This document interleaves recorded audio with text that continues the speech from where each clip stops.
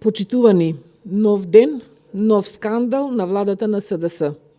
Владата на СДС, спротивно на закон, во изборен период извршила пренамена на земјиште со цел да им овозможат на фирмите на Анѓушев да градат. Ова е нова скандалозна сделка за нови милиони на Анѓушеви. Ова е нов случај на богатење на грбот на граѓаните. Скандалите врзани околу бизнисите на Кочо Анѓушев и владата во која тој е вице-премиер немаат крај.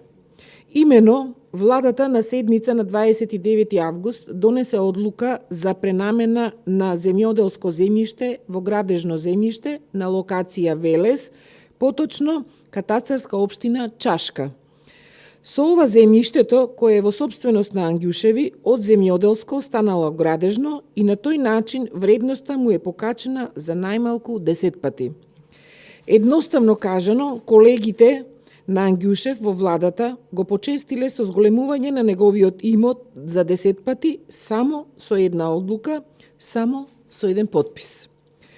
На оваа локација му се овозможува на Анѓушев, поточно на фирмите Energy Delivery Solution и Hydro Holding, односно мали хидроелектрани Тополки, ДОО, да градат хидроелектрична централа со придружни објекти.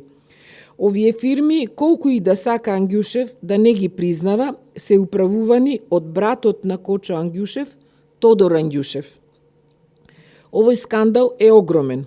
Ова е сериозен сомнеж за злоупотреба на позицијата за богатење. Прво, владата го почести својот министер со зголемување на вредноста на имотот за најмалку 10 пати. Второ, се овозможува неговиот брат на досега земјоделско земјиште да гради хидроелектрична централа и на тој начин да го зголемува својот бизнис и своето богатство.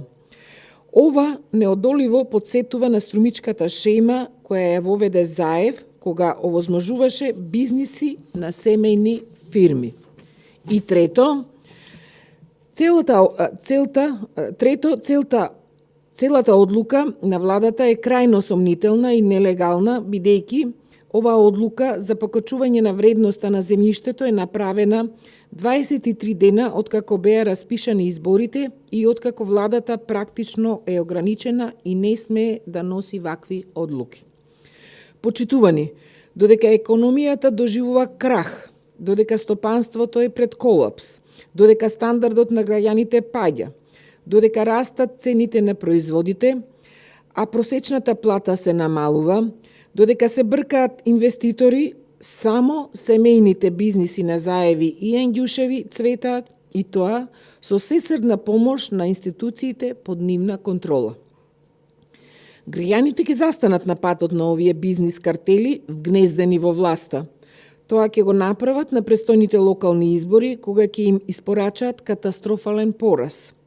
Тоа ќе биде казната за нивната неодговорност и негрижа за потребите на граѓаните, но и казна за нивната алчност и користење на позициите за лично и семено богатење. Благодарам.